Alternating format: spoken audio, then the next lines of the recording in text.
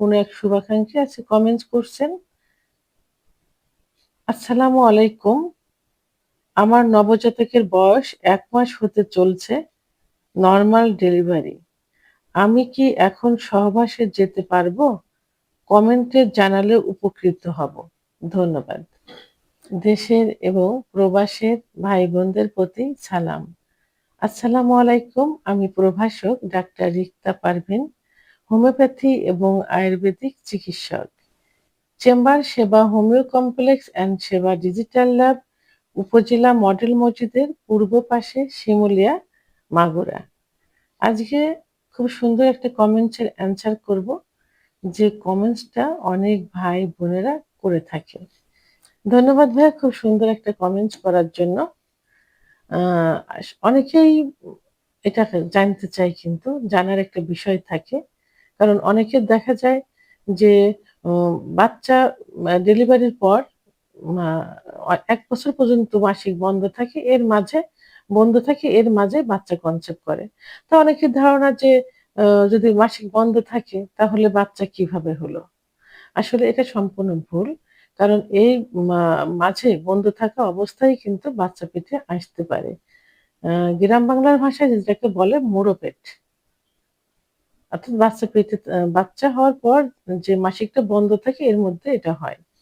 তো এখন আসল যে প্রশ্ন সেটা হলো যে বাচ্চার ডেলিভারির পর কতদিন পর্যন্ত সহবাস করা যাবে না? আসলে ডেলিভারির পর ১.৫ মাস অর্থাৎ ৬ সপ্তাহ ৪২ দিন আ রক্তক্ষরণ হতে থাকে, অর্থাৎ অ ব্লিডিং হয়। এটা ৩ টা ধাপে হয়। ৩ ধরনের ডিসচার্জ যায় এই সময়। তো এই সময় জরায়ুটা কিন্তু অনেক বড় থাকে। তো এই ৪২ দিনের ভিতরেই ৪২ দিনে এটা স্বাভাবিক একটা অবস্থানে চলে আসে। এবং বাচ্চা পেটে থাকলে বিভিন্ন কমপ্লেইন থাকে। সেই সব কমপ্লেইন গুলো এই ৪২ দিনের ভিতরে কিন্তু ঠিক হয়ে যায়।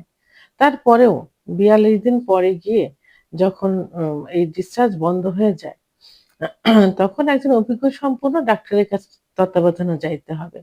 গিয়ে তার তত্ত্বাবধানে থেকে পরীক্ষা-নিরীক্ষার মাধ্যমে তখন কনফার্ম হতে হবে যে আমরা সহবাসের জন্য এখন পারফেক্ট আছি কিনা। অর্থাৎ স্ত্রী সহবাসের জন্য পারফেক্ট আছে কিনা। তাহলে ৪২ দিন পরেই সহবাসে আপনারা যেতে পারেন। কিন্তু ৪২ দিন পরে যেয়েও কিন্তু অনেকের মাসিক দীর্ঘদিন বন্ধ থাকে। কারণ বাচ্চা এই সময় বুকের দুধ পান করলে মা র আ পিরিয়ডটা বন্ধ থাকে। তো এখন পিরিয়ড বন্ধ থাকলে ওই অবস্থায় কিন্তু সহবাস করা যাবে না। নরমাল ভাবে সহবাস করা যাবে না। এর ভিতরেও কিন্তু বাচ্চা কনসেপ্ট করতে পারে। তো এইজন্য ৪২ দিনের থেকেই আ এম এক ধরনের ট্যাবলেট আছে, বার্থ কন্ট্রোল আছে, যেমন বাজারে মিনিকন পাওয়া যায়। এগুলো খাইতে হবে।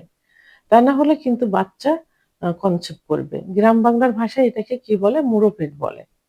এইজন্য অ বাচ্চা ডেলিভারির পরে মাসিক বন্ধ থাকলেও তার ভিতরে এই বার্থ কন্ট্রোল আ ব্যবহার করতে হবে। তো এখন ট্যাবলেট খাইতে যদি কেউ অভ্যস্ত না থাকে, খাইতে না পারে, সেক্ষেত্রে কি করতে হবে? পুরুষদের প্রোটেস্ট ব্যবহার করতে হবে, অর্থাৎ কন্ডোম ব্যবহার করতে হবে। তাহলে ইউজুয়ালি একজন মা বা একজন স্ত্রী সহবাসের জন্য ৪২ দিন পর্যন্ত সময় লাগে ডেলিভারির পরে।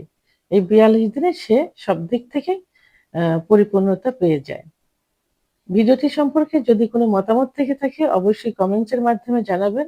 আর ভিডিওটি ভালো লাগলে লাইক, কমেন্ট, সাবস্ক্রাইব করে আমার সঙ্গে থাকুন। আল্লাহ হাফেজ।